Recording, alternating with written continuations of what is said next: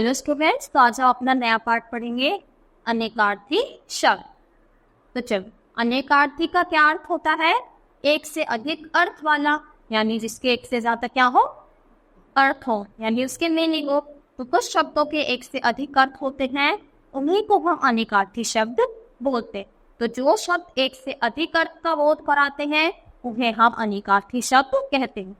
हमें अनेकार्थी शब्दों के विभिन्न आधार अर्थों का ज्ञान होना चाहिए, तभी हम संदर्भ के अनुसार उसके अर्थ को समझ सकेंगे और उसके सही अर्थ में प्रयोग कर सकेंगे। जैसे देखो, उसका बहुत रक्त बह गया है, तो रक्त अगर हमें पता ही नहीं होगा तो रक्त यहाँ पे हुआ है, रक्त बह गया, यानी खून की बात की गई है।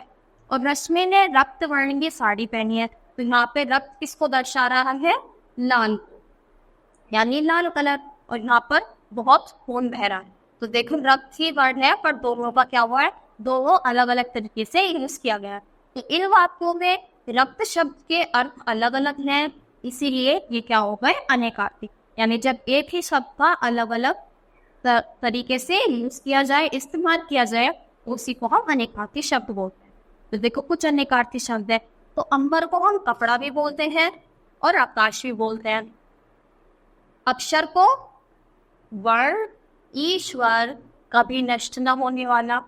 अज को दशरथ के पिता, बकरा और ब्रह्मा। अंतर, देखो इन दोनों में अंतर होना चाहिए। और हृदय भी बोलते हैं, हृदय, भेद, दूरी। अनंत, ईश्वर, आसमान और अंतहीन। अंग, संख्या भी होती है, बोध भी, नाटक और नाटक का एक भाग। अधर, नीचे, जिसके नीचे आधार ना हो या फिर नीचे का हो।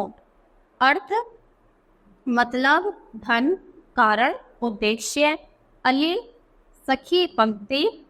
आम, एक फल भी होता है, साधारण की ये तो बहुत आम चीज है। और कच्चा या फिर लोभ।